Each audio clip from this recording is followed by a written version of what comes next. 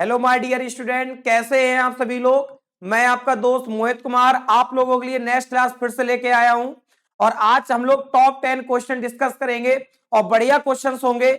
जो बच्चे air force X group Y group की तैयारी कर रहे हैं, या नेवी एसएसआर डबल ए की तैयारी कर रहे हैं, या एसएससी एमटीएस सीएचएसएल की तैयारी कर रहे हैं, उन लोगों के लिए आज की क्लास बहुत बढ़िया क्लास होने वाली है। और आज हम लोग ताबड़तोड़ टॉप 10 क्वेश्चन डिस्कस करेंगे, जैसे हम लोग रोज करते थे। और कल आपको क्लास नहीं मिल पाई होगी क्योंकि थोड़ा सा लाइट की प्रॉब्लम हो जाने के कारण क्लास नहीं हो पाई। बट आपको डेली क्लास मिलेगी। मॉर्निंग में 8 बजे आपको रिकॉर्डेड क्लास आपको मिलती है, ठीक है। और उसके बाद में नाइट में 8 से 9 लाइव क्लास चलती है आपकी। जिन बच्चों को नहीं पता है तो 8 से 9 आपके एमके एकेडमी चैनल में जो है डेली आपको यूट्यूब में फ्री क्लास दी जाती है। 8 से 9 वो लाइव क्लास होती है आपकी, और ये मॉर्निंग में जो क्लास होती है वो रिकॉर्डेड क्लास होती है। चलिए भाई, तो हम लोग आगे बढ़ेंगे और बढ़िया टॉप 10 क्वेश्चन डिस्कस करेंगे। जो बच्चे NDA air force army SSC bank की तैयारी कर रहा है, इन सभी के लिए बहुत बढ़िया प्रैक्टिस जो है का प्लेटफॉर्म है ये इंग्लिश प्रैक्टिस बैच। जो आपकी जो क्लास शुरू की गई है वो प्रैक्टिस बैच शुरू किया गया है ताकि आप लोगों को रिवीजन अच्छे से हो सके। चलिए, तो आज हम लोग टॉप 10 क्वेश्चन की बात करेंगे। ये बेटा अपना लोगो है, ये अपना आइकन है एमके एकेडमी, और आप प्ले स्टोर से ऐप को डाउनलोड भी कर लीजिएगा जिन बच्चों ने अभी तक डाउनलोड नहीं किया है, ताकि उन तक पीडीएफ पहुंचती रहे। चलिए, तो नेक्स्ट देखेंगे हम लोग पहला क्वेश्चन। चलिए बताइए जल्दी से फटाक से, टाइम हमें बर्बाद नहीं करना है, टाइम हमें जो है अपना स्पेंड नहीं करना है। जल्दी से बताइए, पहला क्वेश्चन स्क्रीन में आ चुका है, जल्दी से फटाफट आंसर दीजिए क्या होगा इसका। देखिए लिखा हुआ है आपका, your bonus will depend on your work change the voice. यानी आपको एक्टिव से पैसे बनाना है, आपको बेटा एक्टिव से पैसे बनाना है। जल्दी से बताइए क्या होगा आंसर, जल्दी से फटाफट आंसर दीजिए क्या होगा आंसर। लिखा हुआ है योर बोनस, ये बेटा आपका सब्जेक्ट लिखा हुआ है, ठीक है। और विल लिखा हुआ है, ये फ्यूचर में है, ठीक है। और उसके बाद में डिपेंड लिखा हुआ है, ये मेन वर्ब है आपकी, ये आपकी मेन वर्ब है। और ऑन योर वर्क लिखा हुआ है, ये आपका ऑब्जेक्ट लिखा हुआ है योर वर्क, ठीक है। ऑन प्रीपोजिशन था। चलिए बताइए चेंज द वॉइस, आंसर क्या होगा, फटाफट आंसर दीजिए जल्दी से सभी लोग आंसर दीजिए क्या होगा। पेन कॉपी लेके बैठ जाइए और देखिएगा कितने क्वेश्चन हमारे आज के सही हो रहे हैं। चलिए भाई, तो यहां पे देखिए सब्जेक्ट आपके लिखे हुई है, वर्ब मेन वर्ब, और ये आपका जो है ऑब्जेक्ट। तो जब हम बेटा एक्टिव से पैसे बनाते हैं तो ऑब्जेक्ट को सब्जेक्ट कर देते हैं, और सब्जेक्ट जो होता है इसको प्रीपोजिशन द्वारा जोड़ के ऑब्जेक्ट बना देते हैं। तो हम लोग यहां पर देखेंगे आपका आंसर क्या होना चाहिए। चलिए भाई, तो लिखा हुआ है योर वर्क, पहला ऑप्शन देखते हैं सही है कि गलत। ये आपका सब्जेक्ट हो गया, जो ऑब्जेक्ट लिखा था इसको हमने सब्जेक्ट बना दिया। फिर बेटा विल लिखा हुआ है, और जब हम जानते हैं एक्टिव से पैसे बनाते हैं तो क्या करते हैं कि मॉडल वर्ब में कैन का कैन भी, विल का विल भी, सेल का सेल भी, मे का मे भी हो जाता है। तो बेटा यहाँ पे विल का क्या हो जाएगा, विल भी हो गया। और डिपेंड की थर्ड फॉर्म क्या हो जाएगी, डिपेंडेड। डिपेंड की थर्ड फॉर्म क्या हो जाएगी बेटा, डिपेंडेड। क्लियर। तो हम लोग देख रहे हैं जब भी हम एक्टिव से पैसे बनाएंगे तो बेटा हमेशा मेन वर्ब की थर्ड फॉर्म यूज होगी। क्या यूज होगी, मेन वर्ब की थर्ड फॉर्म। यानी हो गया आपका डिपेंडेड हो गया, और ऑन लगा था प्रीपोजिशन, और ऑन के द्वारा जोड़ दिया यहाँ पे योर बोनस, आपका आंसर हो जाएगा करेक्ट। यानी पहला ऑप्शन बिल्कुल सही था आपका। यहां पर देखिए विल लिखा है, तो बेटा विल का विल नहीं होगा। जब हम एक्टिव से पैसे बनाएंगे तो एक टेंस आगे जाता है, कैन सॉरी मॉडल पर बनाएंगे जब, तो उसका कैन का कैन भी, विल का विल भी, सेल का सेल भी। जब एक्सॉल्टिव वर्ब हेल्पिंग वर्ब की बात आती है तो एक टेंस आगे बढ़ जाता है। तो यहाँ पे जो दूसरा ऑप्शन बिल्कुल गलत लिखा था। इसके बाद में योर वर्क वुड भी लिखा है। क्या बेटा हम एक्टिव से पैसे बनाते हैं वो कभी पास्ट में जाएगा, नहीं। जब हम डायरेक्ट से इनडायरेक्ट बनाते हैं तो मॉडल वर्ब की पास्ट फॉर्म यूज करेंगे। कैन का कुड, विल का वुड, सेल का शुड, मे का माइट, राइट। तो ये भी ऑप्शन आपका गलत हो गया। और यहाँ पे लिखा था नन ऑफ द एबव, आपका आंसर हो जाएगा ए ऑप्शन करेक्ट। तो आपने देखा यहाँ पर कितने आसानी से सीख लिया होगा। योर वर्क को सब्जेक्ट बना दिया, विल का विल भी हो गया, अगर कैन होता तो कैन भी, सेल होता सेल भी, मे होता तो मे भी, और डिपेंड की थर्ड फॉर्म डिपेंडेड हो जाएगी। याद रखना कोई भी टेंस हो आपका, कोई भी मॉडल वर्ब हो, जब हम एक्टिव से पैसिव करेंगे तो मेन वर्ब की थर्ड फॉर्म आएगी डिपेंडेड, और ऑन लिखा था, इसके बाद में योर बोनस, आपका आंसर हो जाएगा ए ऑप्शन करेक्ट। चलिए भाई नेक्स्ट आगे बढ़े। चलिए भाई जल्दी से बताइए नेक्स्ट क्वेश्चंस। नेक्स्ट क्वेश्चन जल्दी से बताइए फटाफट क्या होगा आंसर, बताइए। स्क्रीन में आपका सेकंड क्वेश्चन आ गया, जल्दी से आंसर दीजिए। आज हम लोग ताबड़तोड़ क्वेश्चन करने वाले हैं। आज बेटा बढ़िया क्वेश्चंस होंगे, देखिएगा मजा आ जाएगी। चलिए देखिए यहाँ पे लिखा हुआ ही सेड टू हर, बेटा ये कॉमन इन्वर्टेड कॉमा के बाहर लिखा ही सेड टू हर, ये लिखा हुआ है कैन यू वर्क हार्ड, यानी चेंज द नरेशन। बेटा हमको डायरेक्ट से इनडायरेक्ट बनाना है। क्या? डायरेक्ट से इनडायरेक्ट। आपने हाई स्कूल इंटर में पढ़ा होगा, जब डायरेक्ट से आप इनडायरेक्ट कर सकते हैं तो इनडायरेक्ट को डायरेक्ट में भी बनाने के लिए पूछा जाता है एग्जाम में, ठीक। लेकिन हमको करना क्या है, डायरेक्ट से इनडायरेक्ट बनाना है। तो बेटा ये बताइए, हम लोगों ने पढ़ा था कि डायरेक्ट से जो इनडायरेक्ट बनते हैं वो 5 सेंटेंस के बनेंगे। कितने सेंटेंस के? 5। Assertive sentence, interrogative, imperative, optative और एक्सक्लेमेटिव, राइट। अब हमको देखना है ये कौन सा सेंटेंस है। तो हमने देखा यहाँ पे कैन का मतलब ये मॉडल वर्ब है, ये सब्जेक्ट है, यानी ये आपकी वर्ब दी गई है, ये आपका सब्जेक्ट है, लास्ट में इंटेरोगेटिव साइन लगा हुआ है, राइट। इसका मतलब ये कौन सा सेंटेंस हुआ बेटा? Interrogative sentence. और इंटेरोगेटिव सेंटेंस का जब हम डायरेक्ट से इनडायरेक्ट बनाएंगे तो भले इंटेरोगेटिव हो लेकिन बनाएंगे असर्टिव, राइट। चलिए भाई तो देखते हैं हम लोग। तो यहाँ पे पहला लिखा था ही आपका सब्जेक्ट हो गया, सेड टू के बाद में हर लिखा था, ये आपका ऑब्जेक्ट है, और ये ही क्या था? सब्जेक्ट था। तो बेटा इंटेरोगेटिव सेंटेंस में हम लोगों ने पढ़ा है कि सेड टू को क्या करते हैं? आस्क्ड। लेकिन यहां पर देख रहे हैं टोल्ड लिखा हुआ है, तो बेटा ये टोल्ड जो सेड टू का होगा वो होता है असर्टिव सेंटेंस में, राइट। तो इसका मतलब ये ऑप्शन हो जाएगा गलत। अगर ये असर्टिव होता तो सेड टू का टोल्ड हो जाता, लेकिन इंटेरोगेटिव सेंटेंस में सेड टू का टोल्ड नहीं होता है, आस्क्ड होता है। क्लियर? तो दूसरा ऑप्शन देखिए, ही का ही हो गया, सेड टू को इन्होंने चेंज कर दिया, आस्क्ड हो गया। क्लियर? हर ऑब्जेक्ट लिखा था तो हर लिख दिया हमने। क्लियर? इतनी बात तो समझ में आ गई होगी। फिर बेटा कॉमा, इन्वर्टेड कॉमा हटाकर कंजंक्शन क्या लगाते हैं इंटेरोगेटिव सेंटेंस में? इफ या वेदर। और हम देख रहे हैं यहाँ पे लगा क्या है बेटा? दैट। क्लियर? तो ये आपका हो जाएगा गलत। क्यों? क्योंकि हम लोग बेटा पढ़े थे जब असर्टिव का बनाएंगे तो सेड टू का टोल्ड हो जाएगा और कंजंक्शन क्या लगेगी? दैट। लेकिन है क्या, कौन सा सेंटेंस हमारा? ये इंटेरोगेटिव सेंटेंस है, और इंटेरोगेटिव सेंटेंस का जब हम बनाएंगे तो इसमें कंजंक्शन क्या आती है? इफ या वेदर। कब? जब वर्ब से शुरू हो, जब WH वर्ड से शुरू हो, हु, विच, व्हाट, वेयर, तो वही कंजंक्शन का काम करेंगे। क्लियर? तो इसका मतलब ये भी ऑप्शन हो जाएगा गलत, क्योंकि इंटेरोगेटिव बना रहे हैं तो सेड टू का आस्क्ड, ये दैट नहीं लगेगा। नेक्स्ट देखें, ही का ही हो गया, सेड टू का आस्क्ड हो गया, और हर ऑब्जेक्ट लिखा था, कॉमन इन्वर्टेड कॉमा हटा कंजंक्शन क्या लगा दी? इफ। बेटा इफ आती है या फिर वेदर, याद रखिएगा, इफ या वेदर दो में से कोई एक आपकी कंजंक्शन आएगी, दोनों एक साथ नहीं आएगी बेटा, दो में से कोई एक, या तो इफ होगा या तो वेदर। क्लियर? तो यहां पे इफ हो गया।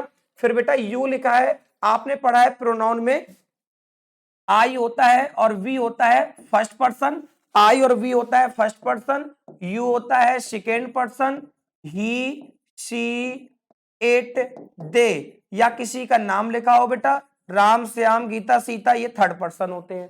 तो बेटा यहां पर यू लिखा था, यू का मतलब सेकेंड पर्सन है, और सेकेंड पर्सन बेटा किसके अनुसार चेंज होगा? ऑब्जेक्ट अनुसार। आपने सन का फॉर्मूला पढ़ा होगा, सन 1 2 3, सेकेंड पर्सन ऑब्जेक्ट अनुसार, फर्स्ट पर्सन सब्जेक्ट अनुसार, थर्ड पर्सन नो चेंज। तो इसका सेकेंड पर्सन यू था, ऑब्जेक्ट अनुसार जाएगा, और ऑब्जेक्ट लिखा था हर, तो हर के लिए प्रोनाउन आ गया सी। और बेटा कैन का क्या हो जाएगा? कुड।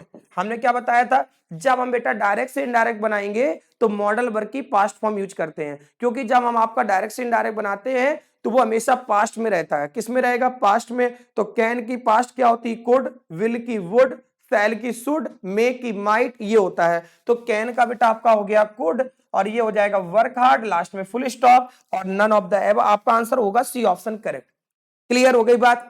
कितने लोगों को समझ में नहीं आया बताइए जल्दी से।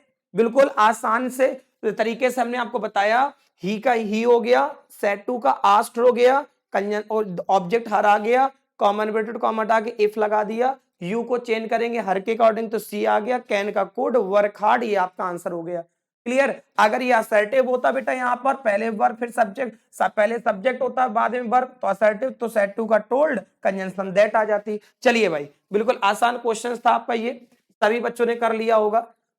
चलिए नेक्स्ट बताइए क्वेश्चंस, जल्दी से आंसर दीजिए फटाफट। नेक्स्ट क्वेश्चन बताइए जल्दी से, सभी लोग जल्दी से आंसर दीजिए, सभी लोग जल्दी से आंसर दीजिए। थर्ड नंबर, एक आपका एक्टिव पैसिव था, एक आपका डायरेक्ट इनडायरेक्ट था। ठीक है, चलिए भाई जल्दी से बताइए नेक्स्ट आंसर। आपका आंसर नहीं आ रहा है, जल्दी से बताइए फटाफट।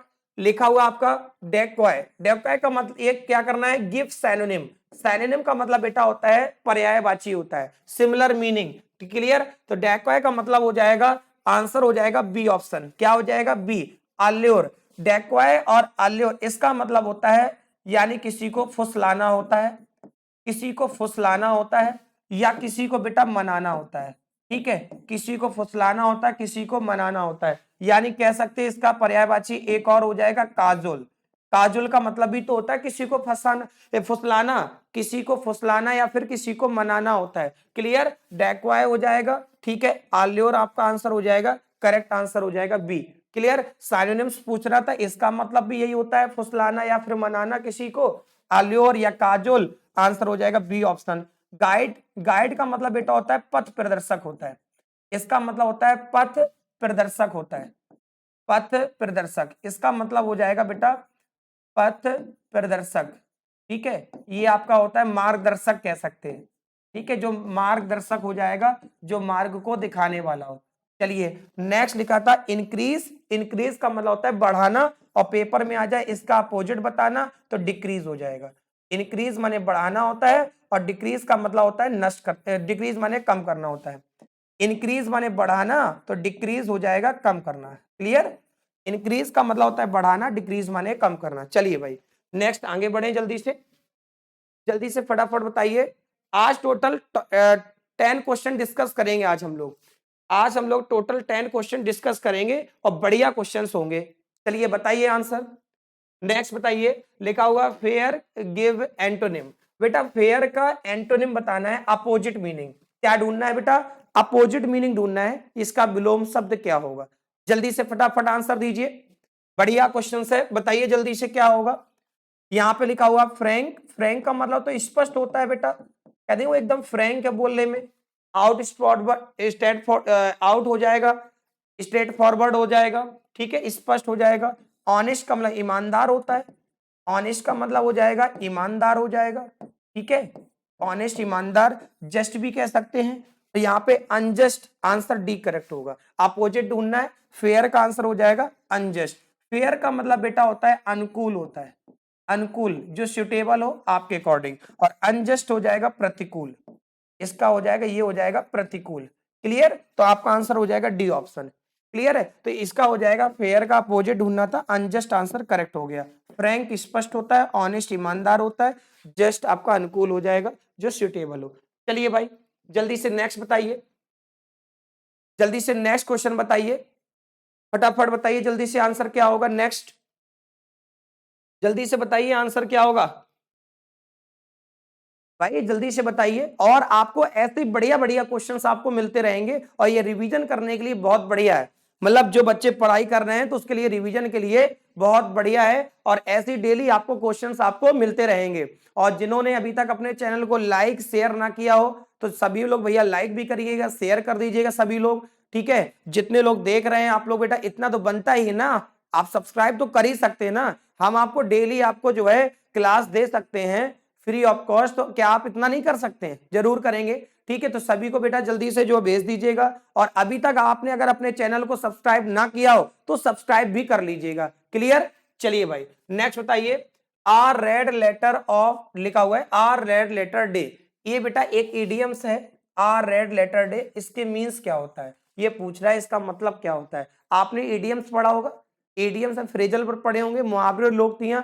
इसका मतलब होता है बेटा एक महत्वपूर्ण दिन होता है, एक आपका जो है यादगार दिन होना चाहिए, यानी आ हिस्टोरिकल डे आपका आंसर करेक्ट होगा।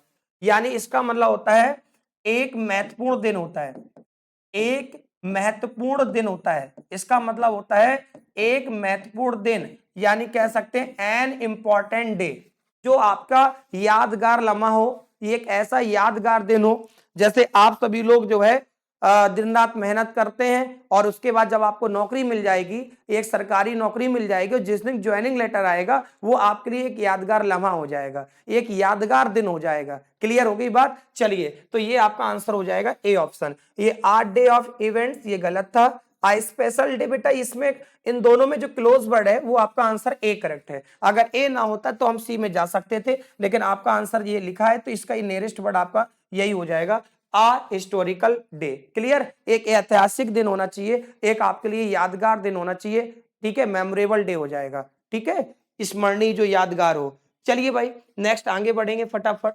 तो ये आपके लिए इंपॉर्टेंट क्वेश्चन था आपका। चलिए नेक्स्ट बताइए फटाफट। नेक्स्ट क्वेश्चन आपका स्क्रीन में आ गया, जल्दी से बताइए आंसर क्या होगा, जल्दी से बताइए आंसर क्या होगा, जल्दी से बेटा फटाफट आंसर दीजिए, जल्दी से आंसर दीजिए क्या होगा। लिखा हुआ है आपका डायरेक्शन में 6 to 10, 6 से 10 में क्या करना है, फिल इन द ब्लैंक्स। बेटा हमको फिल करना है, भरना है।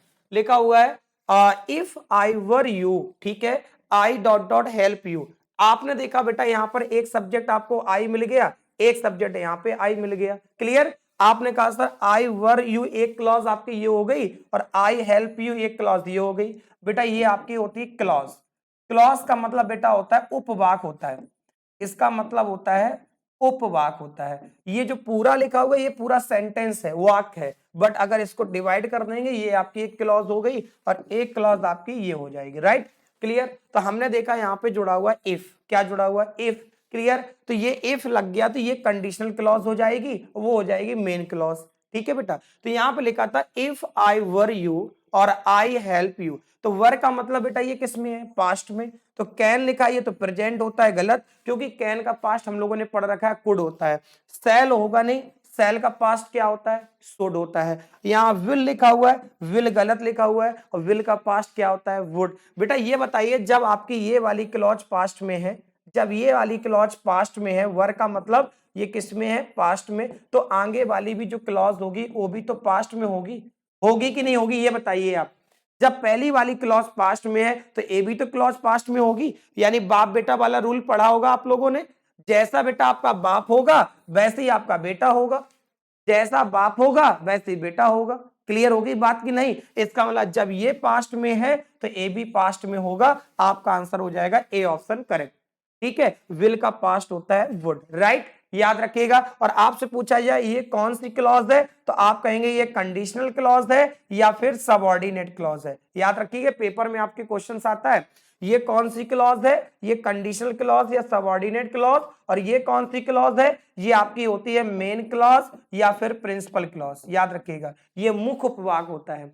ये कंडीशनल क्लॉज हो गई, क्यों, क्योंकि इसमें इफ जुड़ा हुआ है। अगर इफ इसमें जुड़ जाता तो ये कंडीशनल हो जाती क्लॉज और ये हो जाती मेन क्लॉज। क्लियर हो गई बात, समझ में आई कि नहीं आपकी, जिसमें if, as if, I wish, if only, we were, ये जिसमें बेटा वी विश जिसमें जुड़ जाएंगे वो कंडीशनल हो जाएंगे। दूसरी वाली क्लॉज होती है बेटा मेन क्लॉज होती है। ठीक है, याद रखना। और याद रखना कंडीशनल सेंटेंस लिखा हुआ है ये बेटा आपका, तो सब्जेक्ट चाहे सिंगुलर हो चाहे प्लूरल, ये बेटा हमेशा वर आता है। याद रखिएगा ये हमेशा क्या आता है, वर आता है। याद रखिएगा चाहे सब्जेक्ट सिंगुलर हो चाहे सब्जेक्ट आपका प्लूरल हो, चाहे बेटा आपका सब्जेक्ट सिंगुलर हो चाहे सब्जेक्ट आपका प्लूरल हो, याद रखिएगा सिंगुलर हो चाहे प्लूरल हमेशा वर का यूज करेंगे। क्यों, क्योंकि ये आपकी बेटा कंडीशनल सेंटेंस है। ठीक है, और ये जो होती है ये प्रिंसिपल क्लॉज होती है या फिर होती है मेन क्लॉज।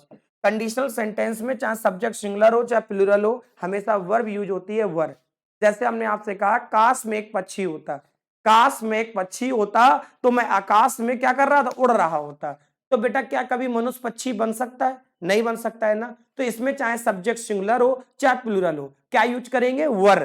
तो हम लोग कह देते हैं, हम लोग क्या कहेंगे, यहां पे हो जाएगा if I were, if I were a word, काश में एक पक्षी होता, आई would fly in the sky, I would fly in the sky. Clear, तो आपने कहा सर यहां सब्जेक्ट सिंगुलर है, चाहे सब्जेक्ट सिंगुलर हो बेटा चाहे सब्जेक्ट आपका प्लूरल हो, याद रखना हमेशा वर आएगा, वॉज नहीं लगाएंगे। क्यों, क्योंकि ये बेटा आपका कंडीशनल सेंटेंस है, ये कंडीशनल आपका है। ये आपकी हो जाएगी कंडीशनल क्लॉज हो जाएगी या सबऑर्डिनेट क्लॉज, और ये जो क्लॉज होती है ये आपकी हो जाएगी प्रिंसिपल क्लॉज या फिर हो जाएगी मेन क्लॉज। क्लियर बेटा, समझ में आया कि नहीं आया। तो if I were a word, काश में एक पक्षी होता, आई would fly in the sky, मैं आकाश में उड़ रहा होता। मनुष्य कभी पक्षी नहीं बन सकता है। ये बेटा एक कोरी कल्पना की जा रही है, एक अनफुलफिल्ड की बात हो रही है जो कभी पूरा होने वाला नहीं है। तो याद रखना, तो आपका सब्जेक्ट चाहे बेटा सिंगुलर हो चाहे प्लूरल हो, हमेशा वर्ब जो यूज होगी वो क्या होगी बेटा, वर्ब होगी। ठीक, कई सारे क्वेश्चन तैयार हो गए। तो if I were a bird I would fly in the sky. और याद रख लेना कि कभी भी बेटा कंडीशनल क्लॉज में मॉडल वर्ब नहीं आती है। यहाँ पे कभी भी will, would, shall, should, can, could नहीं आएंगे, याद रख लेना। क्यों? क्योंकि ये कंडीशनल क्लॉज होती है, इसमें कभी मॉडल वर्ब का यूज नहीं किया जाता है। मॉडल वर्ब का मतलब can, could, will, would, shall, should, may, might नहीं आएंगे। लेकिन जो मेन क्लॉज होगी उसमें आपका जो है मॉडल वर्ब आ भी सकता है, नहीं भी आ सकता है। चलिए भाई, तो आपका आंसर हो गया इफ आई वर, जब ये पास्ट में है तो ये भी पास्ट होगा, तो आंसर हो जाएगा वुड। क्लियर? कैन आपका प्रेजेंट होता है, ये गलत। शैल आपका प्रेजेंट, विल आपका गलत। कैन का कुड, शैल का शुड, विल का वुड होता है आपका। क्लियर हो गई बात? समझ में आ गया कि नहीं? जल्दी से नोट करिए फटाक से इसको, जल्दी से सब लोग इसको नोट करिए फटाक से। चलिए भाई, तो कहते हैं, तो कहते नहीं है, तो मंजिल इंसान के हौसले आजमाती है, मंजिल इंसान के हौसले आजमाती है, सपनों के पर्दे आंखों से हटाती है, किसी भी बात से हिम्मत ना हारना मेरे प्यारे दोस्तों, ठोकर ही इंसान को चलना सिखाती है। क्लियर? तो इसलिए आपको हिम्मत नहीं हारनी है, लगे रहना है दिन रात। जब हम आपके साथ जुड़े हुए हैं तो आपको क्यों हतोत्साहित होना है? ठीक है, इसलिए लगे रहिएगा, दिन रात मेहनत करना है और आगे बढ़ना है। चलिए भाई, नेक्स्ट हम लोग आगे क्वेश्चन पे आएंगे। चलिए भाई बताइए, क्या बात है, बढ़िया। चलिए, इस तरह के जो कुछ वर्ड्स होते हैं तो थोड़ा सा एक अंदर से एनर्जी सी देते हैं। जब भी आप हतोत्साहित होने लगे तो आप ये वर्ड्स को जरूर पढ़ा करें, इनको बार बार सुना करें, इससे एक पॉजिटिव एनर्जी सी मिलती है। चलिए भाई जल्दी से बताइए फटाक से। लिखा है वाटर, फ्रॉज, आइस। बताओ जल्दी से 7 नंबर का आंसर क्या होगा? जल्दी से सब लोग बेटा आंसर बताइए, 7 नंबर का क्या होगा? तुरंत बताइए, सभी का आंसर आ गया। बिल्कुल आसान क्वेश्चन है। लिखा है वाटर मतलब पानी, फ्रॉज मन होता है जमाना किसी बर्फ टाइप में, और लिखा है आइस, तो आंसर हो जाएगा इनटू, हो जाएगा वाटर फ्रॉज इनटू आइस। पानी क्या करता है, जो उसको बर्फ में उसको बदल दिया, फ्रोज ने क्या कर दिया, उसको जमा दिया। क्लियर? तो आपका आंसर हो जाएगा B option correct, water froze into ice. चलिए भाई नेक्स्ट बताइए, जल्दी से बताइए नेक्स्ट क्वेश्चन, जल्दी से नेक्स्ट बताइए, जल्दी से आंसर क्या होगा? तुरंत फटाफट आंसर दीजिए भाई, जल्दी से बताइए। आज हम लोग टोटल 10 क्वेश्चन डिस्कस करेंगे, हमने आपसे बताया भी था आज हम लोग टोटल 10 क्वेश्चन डिस्कस करेंगे और बढ़िया क्वेश्चन होंगे इंपॉर्टेंट। लिखा है plural of goose, goose is. बेटा यानी गूस का प्लूरल क्या होगा? बेटा ये जो आपका लिखा है ये सिंगुलर लिखा है, क्या लिखा है? सिंगुलर। और हमें बनाना क्या है इसका? Plural form. इसका बनाना क्या है? Plural form. गूस लिखा हुआ ये सिंगुलर है और इसका हमें करना है प्लूरल, तो याद रखिएगा गीज होता है। गूस का प्लूरल होता है गीज, याद रखिएगा। गूस का प्लूरल क्या होता है? गीज। ये आपका आंसर हो जाएगा करेक्ट, यानी यहां पे क्या आंसर आ जाएगा? गीज। अच्छा, इसका मतलब क्या होता है? तो याद रखिएगा बेटा, इसका मतलब होता है कलहंस चिड़िया होती है, कलहंस चिड़िया होती है जो हमारे इंडिया में नहीं पाई जाती है, अमेरिका वगैरह में, जो अदर विदेश में जो कंट्रियां हैं, विदेशी कंट्रियां, वहां पे आपको पाई जाती है। आप गूगल में सर्च करेंगे, देखेंगे तो आपको पता चल जाएगा ये कौन से पक्षी है आपका। तो यह हो जाएगा गूस का मतलब होता है कलहंस चिड़िया होती है। और याद रखिएगा इसका प्लूरल पूछा गया था, आंसर हो जाएगा गीस, राइट। जैसे चाइल्ड का चिल्ड्रन होता है, ठीक है, इसी तरह से फुट का प्लूरल फीट होता है, वैसे ही आपका हो जाएगा गूस का गीस। चलिए भाई नेक्स्ट आगे बढ़े, जल्दी से बताइए नेक्स्ट क्वेश्चंस। ये आपके एयरफोर्स में आया हुआ क्वेश्चंस था इसलिए हमने आपको दिया। ये सब क्वेश्चंस आपके एयरफोर्स में भी पूछे गए लास्ट टाइम पे, ठीक है। चलिए भाई बताइए जल्दी से आंसर। नेक्स्ट लिखा है प्लूरल ऑफ लीफ। बेटा कह रहा है प्लूरल, लीफ का प्लूरल क्या होगा? लीफ का मतलब बेटा होता है पत्ती होती है, ठीक है, पत्तियां होती हैं, ठीक है। क्लियर होगी बात? कह रहा है इसका बताइए बेटा क्या होगा प्लूरल, तो लीफ का प्लूरल। इसमें हम देख रहे हैं लास्ट में एफ लगा है, हम लोगों ने बेटा पढ़ा था जिसमें एफ या एफ ही लगा हो इसको हटाकर वी एस लगा देते हैं और वो प्लूरल बन जाता है।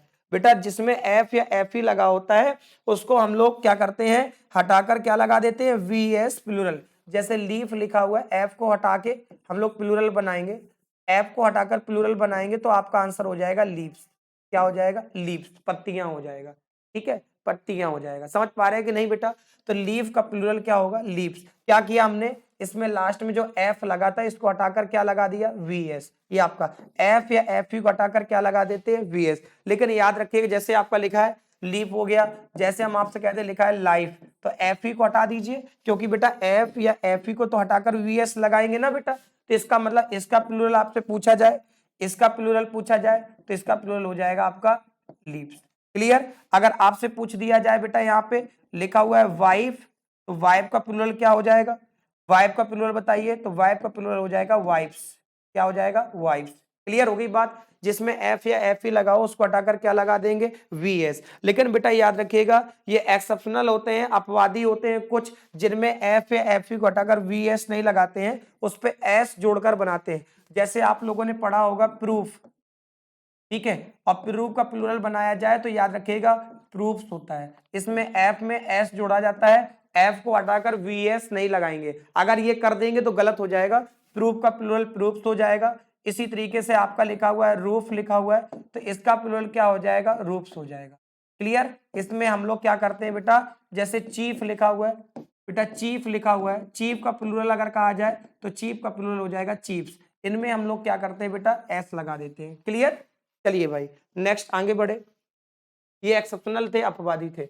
जल्दी से बताइए नेक्स्ट क्वेश्चंस, जल्दी से नेक्स्ट क्वेश्चन बताइए फटाक से, जल्दी से नेक्स्ट बताइए, जल्दी से क्वेश्चन नंबर 9। आज हम लोग बेटा टोटल 10 क्वेश्चन डिस्कस करेंगे, बढ़िया क्वेश्चंस होंगे, इंपॉर्टेंट क्वेश्चंस। लिखा हुआ है सुपरलेटिव डिग्री ऑफ नियर। बेटा superlative degree of near, near की सुपरलेटिव डिग्री बताइए क्या होगा? आपने पढ़ा था डिग्री 3 होती है, पॉजिटिव, कॉम्परेटिव, सुपरलेटिव। डिग्री बेटा आपकी 3 होती है, पॉजिटिव डिग्री, कॉम्परेटिव डिग्री और सुपरलेटिव। आप लोगों ने पढ़ा था जैसे गुड होती है पॉजिटिव डिग्री, बेटर होती है कॉम्परेटिव डिग्री और बेस्ट होती है सुपरलेटिव डिग्री, राइट? वैसे ही आपका लिखा था एक वर्ड आपका जो पूछा गया नियर, नियर की जो कॉम्परेटिव डिग्री होती है वो आपकी नियरर हो जाती है। ठीक है, नियर की कॉम्परेटिव डिग्री क्या हो जाएगी? नियरर हो जाएगी। याद रखिएगा नियर की कॉम्परेटिव डिग्री नियरर हो जाएगी, और इसकी सुपरलेटिव डिग्री एक आपकी होती है बेटा नेक्स्ट हो जाती है, और एक आपकी हो जाती है नियरेस्ट। एक आपकी क्या हो जाएगी बेटा? नियरेस्ट हो जाएगी। इसकी 2 होती सुपरलेटिव डिग्री, याद रखिएगा। ये आपका हो गया। ठीक है, तो बेटा याद रखिएगा नियर की जो सुपरलेटिव डिग्री आपसे पूछी गई थी, कह रहा था नियर की सुपरलेटिव डिग्री बताइए क्या होगा, तो याद रखिएगा आपके दोनों आंसर हो जाएंगे नेक्स्ट और नियरेस्ट। क्या हो जाएगा? नेक्स्ट और नियरेस्ट। याद रखिएगा आपका आंसर हो जाएगा, इसकी सुपरलेटिव डिग्री नेक्स्ट भी होती है और नियरेस्ट भी होती है। जो भी आपके पेपर में ऑप्शन में दिया गया होगा वो आपका आंसर करेक्ट होगा। चलिए भाई नेक्स्ट आगे बढ़े, ऑप्शन दिए गए होंगे एग्जाम में। लास्ट क्वेश्चंस, ये आपका 10 क्वेश्चंस था। अच्छा टोटल पूरे 10 क्वेश्चंस हो गए हम लोगों के। चलिए भाई, तो ये आपके टोटल 10 क्वेश्चंस थे जो हम लोगों ने देखे।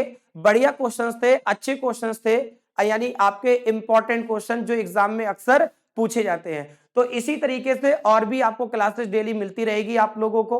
ठीक है, जुड़े रहिएगा अपने चैनल पे और सब्सक्राइब करिएगा चैनल को, और ज्यादा से ज्यादा लोगों के पास शेयर करिएगा। ठीक है, और हम लोग डेली और बहुत जल्दी आपको एक कंप्लीट बैच लेके आने वाले हैं। डेली आपको जो है टॉपिक बाय टॉपिक चीजें कराई जाएंगी। तो बहुत बहुत धन्यवाद आपको एमके एकेडमी परिवार की तरफ से। ठीक है, सभी को जय हिंद, जय भारत।